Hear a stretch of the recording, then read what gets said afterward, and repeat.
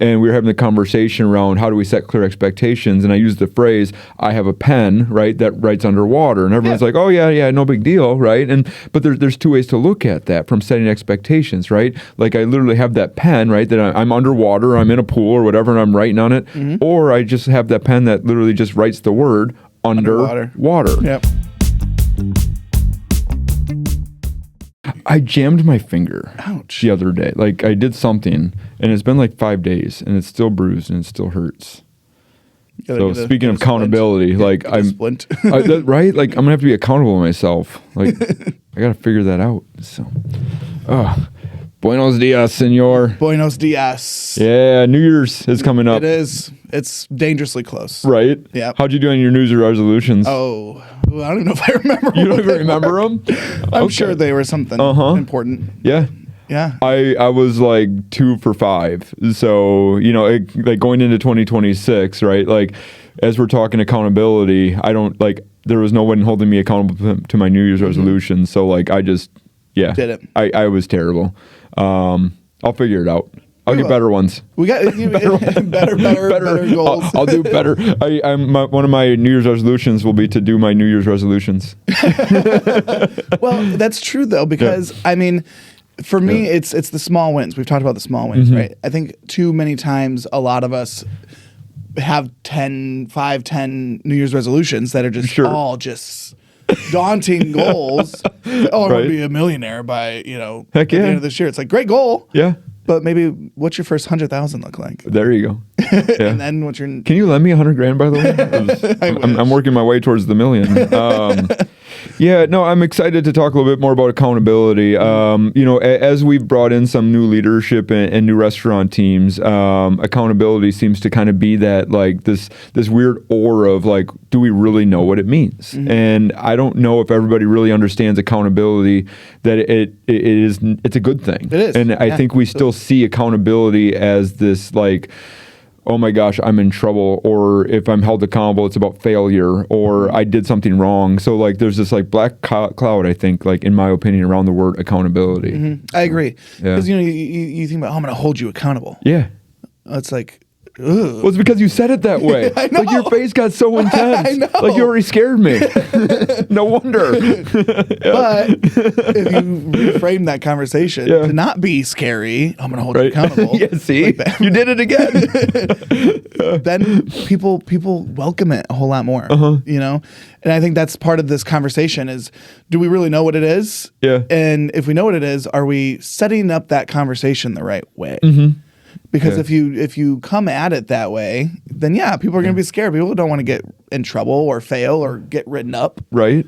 But it's not about the write-up. It's about the conversation. Yeah.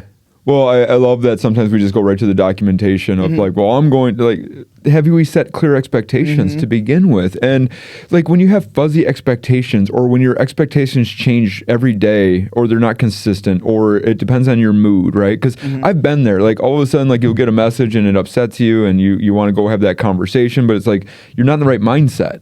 So all of a sudden you're going to go get mad over something that maybe you just didn't set clear expectations on. Or didn't fully, understand the their side of it either. Yeah. Because we talk a lot this year about emotional intelligence and being a leader instead of a manager, and all these different tools that you can use to kind of set yourself apart from the I'm going to hold you accountable.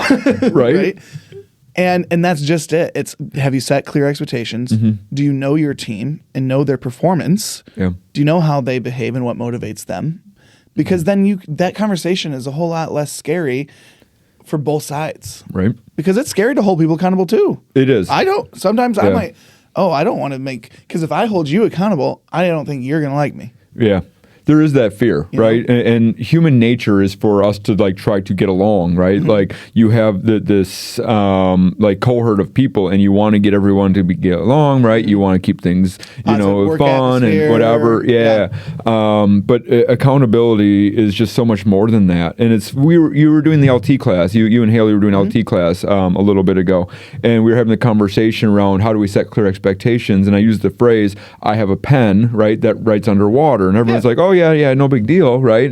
But there's two ways to look at that from setting expectations, right? Like I literally have that pen, right, that I'm underwater, I'm in a pool or whatever, and I'm writing on it, or I just have that pen that literally just writes the word underwater. Yep. And that all of a sudden was like this epiphany of like, oh, what I say may not be able to be what they hear or how they would phrase it. So I think from setting clear expectations, we don't often enough say, hey, teach back what I just like am going to hold you accountable to. Like, tell me what I'm holding you accountable to. And we had those conversations with our new leadership. And I said, really, as we're bringing in these new restaurants, the new teams, and setting the clear expectations, I said, there's two things that I really want. Like, if you want to impress me, if you want to continue being a part of our leadership team, and in order to make sure that we're making the right moves, I want us to be profitable, and I want us to work on our breakfast speed. Like everything else can stay the same. And I think from saying that, setting those expectations and then reinforcing those as we, bringing the teams in, right, they're going to realize that the follow-up is there, the accountability is there, and that they can be successful. And then I can recognize them for that success. Absolutely. Because as they win, right, and I think this is where the accountability part is actually really cool, because as they hit the results that you're looking for, you can recognize them, reward them, and then you can move to the next step and the next level. And then you're going to show them that there's success behind that. And then, like, I don't know, it's like all of a sudden just this snowball of like, everything's awesome. Yep. So I love the everything's awesome kind of mindset, right? Because me and you see it. The visionaries in this organization, we see it. Yeah. And it's just getting others to see it. Yeah. And I think what's cool about what you just said about the clear expectations is also that you're not the only one saying it. It's their consultant, it's the director of operations, it's me, it's whoever else is in the restaurant at the time. So it's not just, oh, Eric said be profitable. No, we're saying be profitable. And you can do it, right? And that's the whole buy-in piece. So like it's very easy to blame others, right? Because why would I want to feel like a failure? Right? Like I do feel like people will naturally look to, and not necessarily on purpose, but more of a natural instinct to blame them, right? Like they didn't listen, they didn't do, they didn't whatever. Because if I were to blame myself, I'm almost exposing myself as like, maybe I'm not the right person for the job. Maybe I don't deserve this title. Maybe I'm not the leader that everyone thought I was, right? So, but I think owning that more allows us to be more open in order to actually like be successful in the future. Yes, and level up your leadership. In the same step. Right? Because if you hold that in and blame them or blame other things or whatever, you're never going to actually sit and reflect with yourself. Another thing, Amanda Keeper, who we've had online on the podcast before, she's like, people need to reflect to remember things. And they need to like actually write something, like psychology, whatever, big brain stuff. Like they have to. If you write it down, you're more apt to remember it. So if they write down like, hey, I failed, but this is what I did. This is what I'm gonna not do. Boom. Just doing that, they're automatically going to be better leaders. And having the conversation with your team or with your leadership, like, hey, we failed. I failed you. I didn't do. We didn't do. Right? Like whatever that we conversation is, like we is big though. It's not a big deal, right? Like I've gone to our team many times because let's face it, like in order to do what we do, you're going to fail. You're going to fail much more than you're successful. So like, I don't know. Lean into the failure. It's not a big deal. Like you're already in the position because we believed in you or somebody believed into you or like you've earned it, right? Like I don't think anybody like falls into these roles. Like you've done something to earn it, right? Like none of this is given to you, but it's on us to be able to keep, I guess, learning what we're supposed to do as leaders. And we're trying to redefine that in this organization as far as like manager to leader. And there's a huge difference between restaurant teams when you actually do have leaders. Rather than somebody who's going to just say, well, they. So or just coast on their, the results and just. But that's not a leader either. No, that's a manager. And change is hard. Results. Change is hard. We're buying and we have opportunity restaurants. It is challenging to be able to go to that team and say, hey, listen, I know you've done burgers and fries for a long time, but like what we're doing isn't working. We need burgers, fries, plus. And that is hard. So I get where people's psychology is going to be like, well, we're not failing. I've done this, right? But now they're asking for more and not paying me more, whatever the the gripes are. But I think that's what's the cool opportunity that we have with acquiring restaurants and really just in our current teams is just having those conversations over and over and being relentless in it. I think that relentless piece is really what's gonna make or break it because either eventually the people who are Yep. managers will leave, and then we can replace. Well, You have to keep keep putting people in the right spots. Yeah. Yes. Thank you. And then you take those people who have heard the clear, consistent message from day one and don't have to unlearn anything. Yep. Put them in there, and boom, a Yep. restaurant that was never profitable over the last 10 years is now all of a sudden making money. Yep. Yeah. It's all about accountability.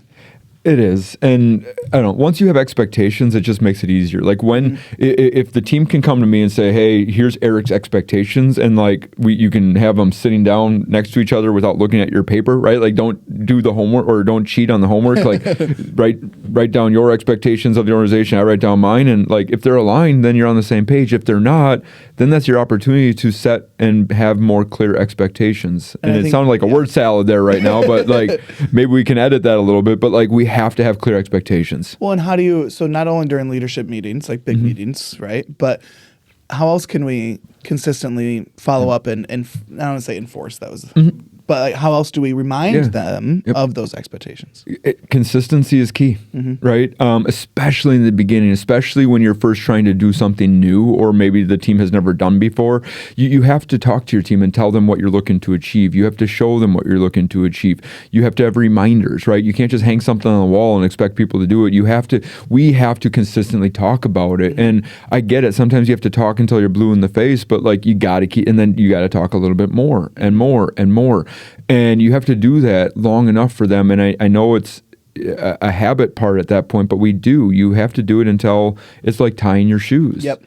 And you have to then still follow up occasionally, right? And reinforce and say, hey, nice job. We were doing awesome with breakfast speed as an organization. So we kind of stopped talking about it a little bit, right? And we got away from it a little bit. And then slowly, our speed started going backwards a little bit and backwards a little bit more and then backwards a little bit more. It's like, when did we like forget that this was a thing, right? So sometimes you do have to start over a little bit, right? Sometimes you have to reinforce and say, hey, listen, we got distracted or we forgot or we got away from tying our shoes, right? So let's get back to it. And it's okay. Once again, it's not that we failed. It's just that maybe the results weren't there and you hit a speed bump. So get back on track, get the ball rolling, and let people know what success looks like to you and for your team. And once again, just if they can't define the success that you're defining, then you'll never be there. Your team will never be there. And you'll constantly be this little angry elf who like just isn't getting what they want. On the naughty list? Yeah. Right? Perhaps. And then we blame them. They. Yeah, I get it. It's easy. It's easy to blame others. You told them. Yeah. No, I'm with you 100%. And the crazy part is, at least I feel that people want to be held accountable. People are afraid to hold people accountable. Yeah. People want to be held accountable on like this, basic kind of human level. Like they don't want to fail. So if you hold me accountable, I'm not going to. No. No. And but it's a matter of like, how do you reset those expectations, right? Like, once again, I don't care if you've been the crew person or shift manager or general manager or like whatever. Like, hey, I've learned that this isn't working. Here's what we're going to look to do differently. Here's how I'm going to hold ourselves accountable, including myself. And starting on this date, here's what we're doing, right? And then from there, like, just reset expectations. Yeah. It's okay if you let things get away a little bit. Yeah. But yesterday doesn't matter as long as you're doing something different today and you're looking ahead, right? Like, we focus on the failure so much that we don't take the time to change it. Or we don't want to go to our team and say, hey, listen, me as a but I'm going to tell you, as soon as you can identify that it starts with us as that leader of the organization, as the restaurant or whatever you're in charge of, right? It's just easier. Yeah, it's we, not they. Yep. Absolutely.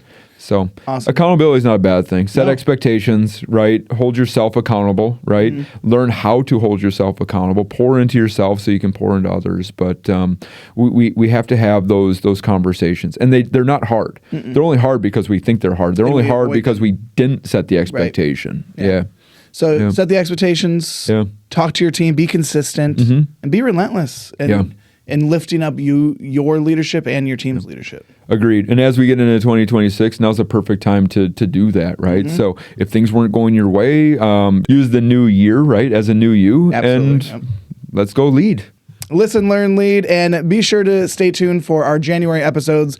It is our 1-year anniversary coming up in a couple weeks, so we're super excited to share a bunch of cool stuff with you, including stuff from our team and our leadership. Answer some questions and Heck yeah. do a little hot seat stuff, and it'll be fun. All right. So, I'm looking forward to it. Awesome. Thanks, guys. Have a wonderful day. Thanks for joining us on Buns, Burgers, and Big Ideas. We hope today's episode inspired fresh ideas for your leadership journey. Be sure to subscribe so you never miss an episode, and keep learning with us as we continue to explore leadership in the QSR world. Until next time, take care and lead well.